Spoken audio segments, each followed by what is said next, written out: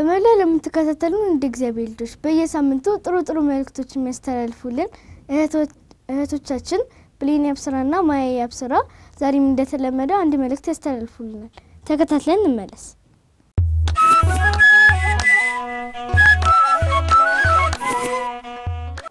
በስመ አብ ወወልድ ወመንፈስ ቅዱስ አሐዱ አምላክ አሜን። ክርስቶስ ከሙታን ተነሳ፣ በታላቅ ኃይልና ስልጣን ሰይጣንን አሰረው፣ አዳምን ነፃ አወጣው። ሰላም ከእንግዲህ ሆነ ተስተነሰለ። ሰላም ጤና ይስጥልኝ። በመላው ዓለም የምትገኙ ውድ እግዚአብሔር ልጆች እህቶቻችንና ወንድሞቻችን እንደምን ሰነበታችሁ? ደህና ናችሁ?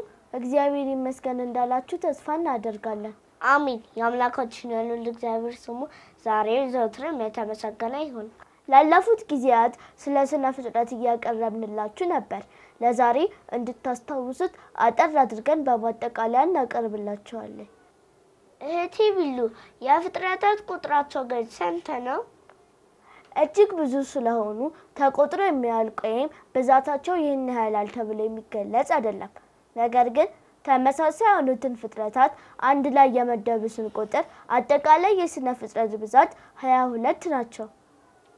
እነዚህን 22 ፍጥረታት ነው አይደለ እግዚአብሔር በስድስቱ ቀናት የፈጠራቸው? አዎ።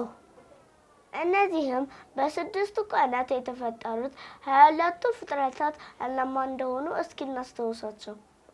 እሺ፣ የመጀመሪያው ዕለት የእሁድ ፍጥረታት 8 ሲሆኑ እነሱም ነፋስ፣ ውሃ፣ እሳት፣ መሬት፣ ብርሃን፣ ጨለማ፣ ሰማያትና መላእክት ናቸው። የሰኞን ደግሞ አንቺ ንገራቸው።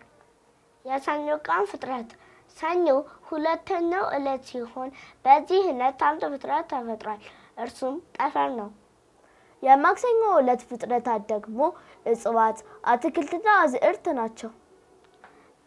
እግዚአብሔር ፍጥረታትን መፍጠር የጀመረበት አራተኛው ዕለት ረቡዕ ሲሆን በዚህም ዕለት ፀሐይ፣ ጨረቃና ከዋክብት ተፈጥረዋል።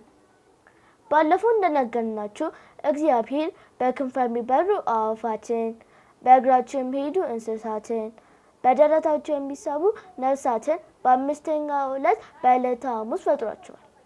እግዚአብሔር በስድስተኛው ዕለት በዕለተ ዓርብ በየብስ የሚኖሩ በሰማይ የሚበሩ አዕዋፋት፣ እንስሳት፣ አራዊት እና የከበረ ሰው አዳምን ፈጠረ።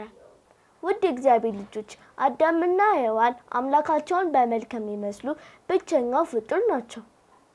እውነት ነው። በቀጣይ ሳምንት አዳምና ሔዋንን የተመለከተ ትምህርት ይዘንላችሁ እንቀርባለን። መልካም ውድ እግዚአብሔር ልጆች መጽሐፍትን አንብቡ፣ ጠይቁ የሚለውን መልእክታችንን እንዳትረሱ። እሺ ጎበዞች። በመላው ዓለም በምትከታተሉን በሙሉ በቀጣይ ሳምንት እስከምንገናኝ ድረስ ሰላም እግዚአብሔር አይለን።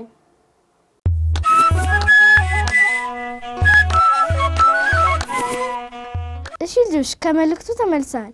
መልእክቱን ለቀረቡልን ለእህቶቻችን ብሌን ያብስራና ማያ ያብስራ እግዚአብሔር አምላክ ቃሉን ያሰማልን።